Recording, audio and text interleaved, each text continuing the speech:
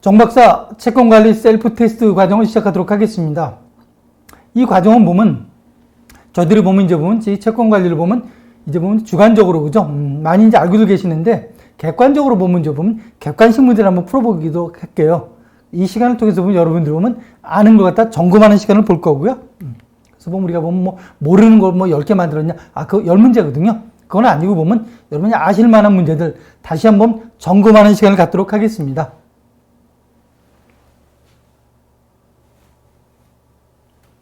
자, 1번인데, 자, 주택임대차 보호법상의 대항력에 대한 설명으로서 틀린 것이죠. 1번, 임차주택이 미등기 건물인 경우에는 인정되지 않는다. 주택을 두 번째 인도받아야 된다. 세 번째, 주민등록을 마친 그 다음 날부터 효력을 발생시킨다. 주민등록을 전입해야 된다. 자, 여러분 판단하셨나요?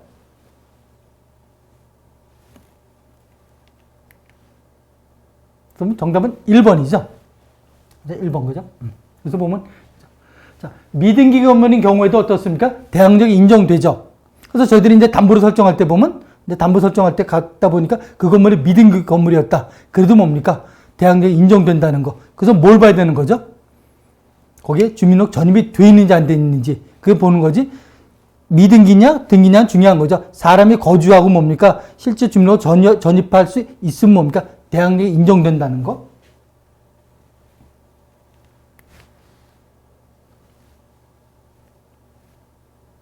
네. 또 문제들이 보면 이제 상가 건물 임대차 보호법에 있어서의 소액보증금의 최우선, 그죠? 보면은 주택 가격의 2분의 1, 3분의 1, 4분의 1, 5분의 1. 판단하셨나요?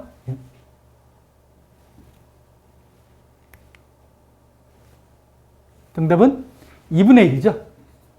이게 보면 그래서 보면 상가, 이 건물, 이 법이 개정되기 전에는 뭐 3분의 1 있지 않습니까? 주택은 2분의 1이었고, 상가는 이제 3분의 1이었는데, 이제 2분의 1로 변했죠? 이거 변했다는 것을 보면, 이건 내는 의도가 보면 그런 거죠. 이제 보면, 이제 법이 개정되니까 이런 거에도 관심을 가지고 여러분들이 담보를 설정할 때, 그죠? 잘 한번 유의 있게 보셔야 되는 거죠. 이 의미는 뭔가 아니? 이 의미는 뭔가 아니?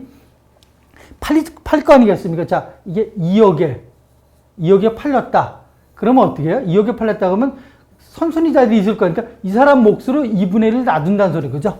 1억 빼고 나머지 1억이지 않습니까? 1억을 가지고 보면 이제 세입자들이 있지 않습니까? 보증금을 갖다 뭡니까? 최우선 변제를 해주겠다는 거죠. 그러니까 1억이 만약에 넘게 되면 이 사람들 비율 배당을 받게 되니까 1억, 이게, 그죠? 나머지 소액 보증금에 뭡니까?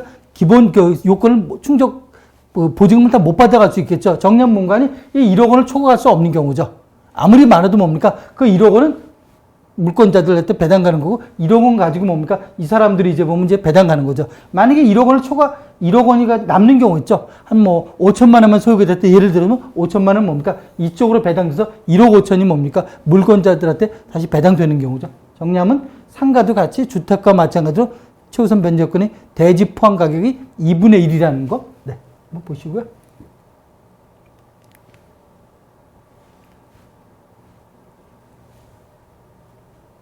자, 보면, 자, 다음 부동산 담보 관련된 설명 중에서, 그죠? 틀린 것이죠.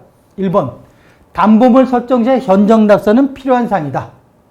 부동산에 가압류된 이후에 전입한 임차인은 주택임대차 보호법상 대항력 인정받지 못한다. 전세권이 설정된 일을 알기 위해서는 부동산 등기부사항 전부증명서 을구를 보면 알 수 있다. 근저당권은 부동산 등기사항 전부증명서에 각구에 표기된다. 판단하셨나요? 네. 한번 보면은 이건 보면 그죠? 각구가 아니라 어떻습니까? 을구죠? 그죠? 근저당 전세권은 물권에서 을구에 나타나는 거고 갑구는 뭡니까? 소유권에 가는 권리이다 보니까 소유자가 누구인지 가압류, 가처분, 가등기, 예고등기 모든 경매 등기는 어떻습니까? 각구에 표시되는 경우죠. 네. 부동산은 어떻습니까? 현장 답사 반드시 해보셔야 되는 경우고요. 네. 그 다음에 가압류된 이후에, 그죠? 가압류가 된 이후에 들어온 세입자들은 어떻습니까? 이 사람은 대항력 인정받지 못해서 뭡니까? 자기의 뭡니까? 선순위를 주장할 수는 없는 경우죠. 네.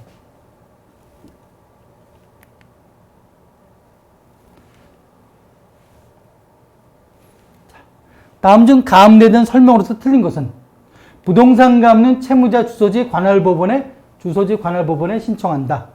유체동산 가압류는 집행할 장소를 관할하는 법원에 신청한다. 채권 가압류는 채무자 주소지 관할법원에 신청한다. 장래 발생이 예상되는 채권도 가압류할 수 있다. 네, 여러분 판단하셨나요?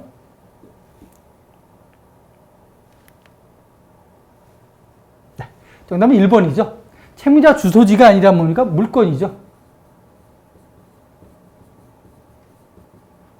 주소지, 물건, 그죠? 주소지, 소재지, 이쪽이다 하는 경우죠.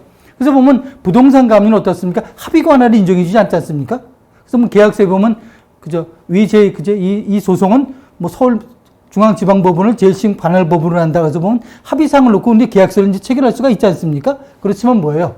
부동산 가압류는 소재지. 그러니까 여러분은 만약에 서울에 계시고 상대방은 부산에 있다. 근데 물건지는 보면 대구다면 대구지방법원에 관할권이 있고요. 대구지방법원에 보면 이제 부동산 가압류를 신청하는데 예외적으로 그럴 경우 있죠. 소가 제기된 경우. 여러분이 소송을 제기된 법원이 서울중앙지방법원일 수도 있지 않습니까? 아니면 다른 쪽도 있을 수 있고 그 법원에서 예외적으로 그죠? 받아줘서 그 법원에 신청할 수도 있지만 기본적으로는 그죠? 부동산 소재지다. 이렇게 한번 보시고요.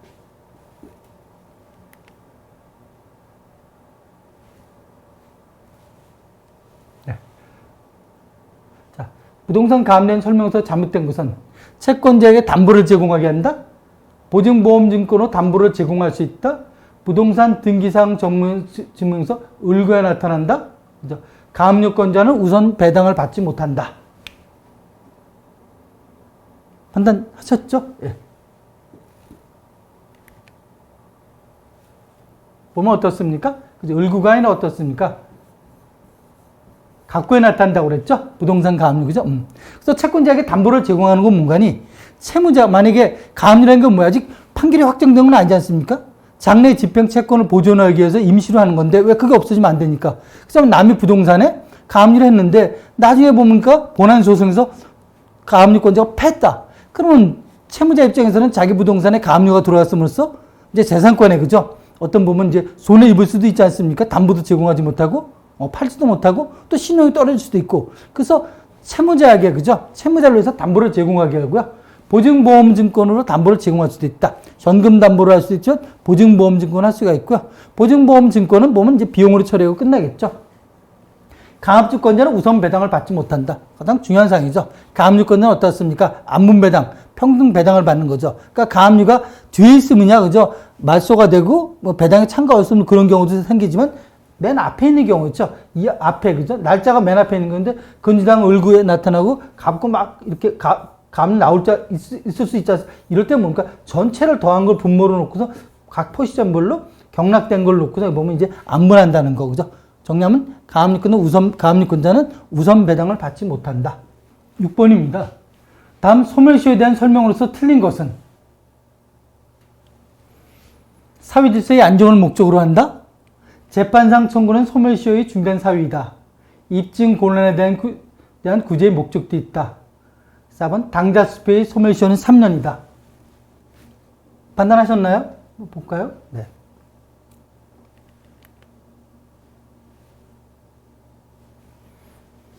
3년이 아니라 뭐죠? 6개월이죠. 6개월이죠. 시효가.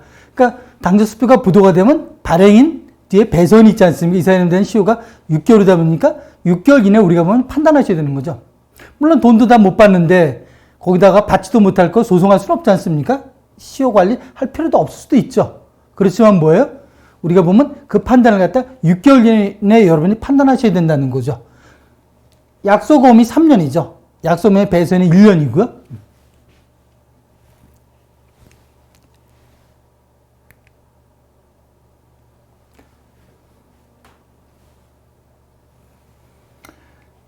채무자의 변제가 채무의 전부를 이행하지 못할 경우에 변제 청당의 순서는 원본 비용이자, 2번 원본 이자 비용, 3번 그죠? 비용이자 원본, 비용 원본 이자.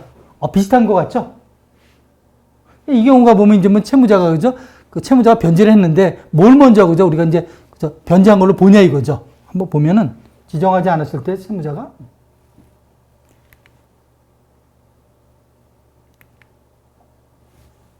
네, 3번이죠. 비용이자 원본이죠. 그래서 민법 제479조에 보면 그죠? 비용이자 원본에 대한 변제 충당의 순서. 채무자가 한 개 또는 수개의 채무의 비용 및 이자를 지급할 경우에 변제자가 그 전부를 소멸하게 하지 못하게 급여를 할 때는 비용이자 원본의 순서대로 변제 충당한다. 비용이자 원본이라는 거, 네, 한번 보시고요.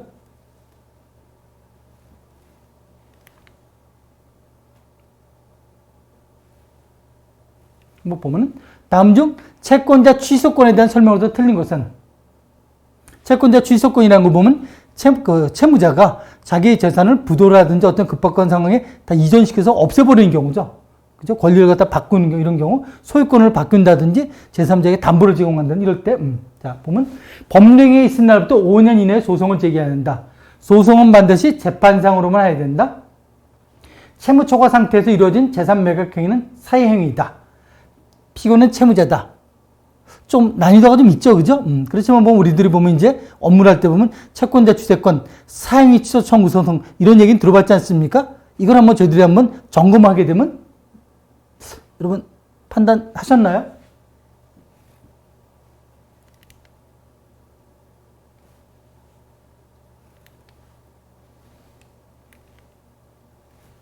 정답은 4번이죠. 피고는 채무자가 아니죠. 피고는 뭡니까? 피고는 누구죠? 뒤에 있는 수익자. 전득자로서 뭡니까? 피고로서 넘겨받은 사람이 있죠. 이 맨 마지막에 사람이 전득자고요. 근데 이 사람이 보면 한 번 더 넘길 수가 있지 않습니까? 그래서 수익자, 전득자 맨 마지막. 이 사람들은 상대로 뭡니까? 소송하죠. 이 사람들이 피고고요. 그래서 피고는 나중에 우리 소장 쓸 때 이런 얘기하죠. 청구 취지하든지 피고는 이거고, 그 다음에 이 사람은 뭡니까? 소외라고 표현했어요. 소외. 그래서 뭔가니, 자, 원고는 소외 누구누구가 어떤 매출 행위를 했습니다. 이렇게 하고, 그 다음에 할 때도 피고는 별지 목록 기재 부동산은 넘긴 부동산이다 그러면 그걸 갖다가 소외 누구누구에게 소외 원상회복하라. 그래서 이 채권자 취소권은 사용이 청구 소송 뭡니까? 소유권을 내가 달라는 게 아니라 원상회복이죠. 채권자 모두를 위해서, 그죠? 원상회복 들어오면, 재산이 들어오면 그걸 가지고 보면 이제 공평하게, 그죠? 뭐, 법적 처리를 통해서 이제 분배해서 받아가는 경우죠. 뭐 보면은 추심명령에 대한 설명이 틀린 것은 추심명령은 그 채권 전액에 미친다. 채무자에게 추심명령 결정문이 반드시 송달되어야 된다. 반드시 송달되어야 된다.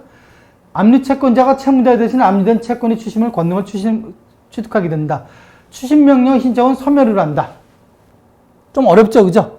그래서 보면 이게 보면 나중에 우리 보면 이제 부동산 말고 채권으로, 그죠? 감리하고 우리가 집행권은 받아서 회수하는 방법도 있지만 바로 뭡니까? 집행권은 받아가지고 왜? 내 채무자는 돈이 없는 경우 있잖아요. 자력이 없는 경우. 그러면 채무자도 뭡니까? 딴 데서 돈 받을 게 있을 수 있죠. 채권자가 될 수 있죠. 그 돈을 갖다 뭐 제3자로부터 받는 걸 이제 추심명령이라고 그러는데 잘못된 게 뭐 같습니까? 판단하셨나요, 여러분? 정답은 2번. 그죠? 반드시 그죠? 송달되는 게 아니죠. 채무자에게. 물론 보면 신청할 때 채무자의 뭡니까? 법인은 법인 등기사항 전문조문서 주소가 들어갈 거고요. 개인은 주민등록 초본상의 마지막 주소가 들어가겠죠. 그죠? 그렇지만 뭐예요? 이걸 갖다가 보면 동시에 주지는 않고요. 채권자하고 제3채무자하고 송달이 되고 제3채무자 때 송달된 기록이 보면 교부 송달이니까 우체부가 송달하면서 그걸 법원에 통보할 거고 법원에서 다시 보면 이제 채무자한테 보내는데 채무자가 뭐예요? 주소지는 돼 있었지만 그날 그 시간에 없었다든지 아예 거의 폐쇄가 됐다든지 그래도 뭡니까? 그건 그죠? 효력이 상관이 없다는 소리죠. 반드시 송달 안 돼도 된다는 소리죠. 누구? 제3채무자가 뭡니까? 송달만 되면 된다는 거죠. 마지막 한번 볼까요? 네. 자, 다음 중 배당 요구를 하지 않아도 당연히 배당에 참가할 수 있는 범위에 포함되지 않은 경우, 부동산 같은 경우죠. 약간 좀 난도가 있죠. 자, 우리가 이제 부동산 같은 게 경매할 때, 그죠? 경매 개시 결정이 등기된 후에 가압류한 채권자, 배당 요구의 종기까지 배당 요구를 한 채권자, 저당권, 전세권, 그 밖의 우선 변제 청구권으로서 첫 경매 개시 등기 전에 등기되어 있고 매각으로 소멸된 것을 가진 채권자, 배당 요구의 종기까지 경매 신청을 한 압류채권자. 좀 생각할 시간이 필요하겠죠?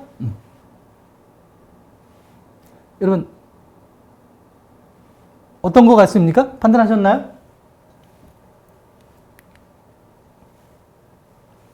이거는 뭐 어떻습니까? 자, 등기된 이후에.